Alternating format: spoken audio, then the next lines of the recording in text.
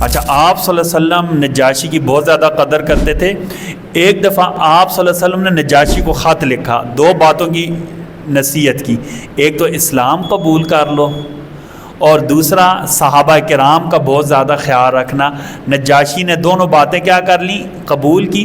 بعد میں لکھا اپنا بیٹا بھیجا، بعد میں لکھا ہوا کہ اپنی کیا کہتے ہیں بھتیجے کو بھیجا نبی کریم صلی اللہ علیہ وسلم کی مبارک خدمت میں۔ جب نجاشی کا وفد آیا نا تو آپ صلی اللہ علیہ وسلم نے ان کی خدمت خود کی۔ صحابہ نے کہا یا رسول اللہ ہم ہیں نا، آپ ان کی خدمت کیوں کر رہے ہیں؟ آپ نے کہا نہیں، انہوں نے میرے صحابہ کی قدر کی ہے، لہذا ان کی خدمت میں خود کروں گا۔ یہاں سے ذرا اندازہ کر لیں، جو صحابہ کی قدر کرتا ہے نبی اس کی کتنی قدر کرتے تھے۔ ہم سارے بھی صحابہ کی قدر کرنے والے ہیں، ایک ایک صحابی کی قدر کرنے والے ہم سارے کے سارے۔ کیوں بولا؟ صحابہ نہیں ہوں گے دین مکمل نہیں ہوگا، دین کے گواہ ہٹ جائیں گے بیچ میں سے، دین کا واسطہ ہٹ جائے گا بیچ میں سے۔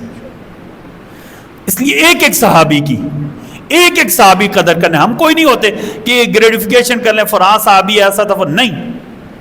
نبی نے جن کے ایمان کی توثیق کر دی، اللہ نے جن کے بارے میں قرآن کی آیات نازل کر دی، ہم میں سے کسی کو کوئی حق حاصل، کسی کا علم اگر وہ سب سے اونچے پہاڑ ہمالیہ کے برابر ہو جائے نا، کیٹو کے برابر ہو جائے، نانگا پربت کے برابر ہو جائے، اگر وہ صحابہ کے خلاف بات کرے گا تو ہم اس کی بات کو دیوار کے ساتھ مار دیں گے۔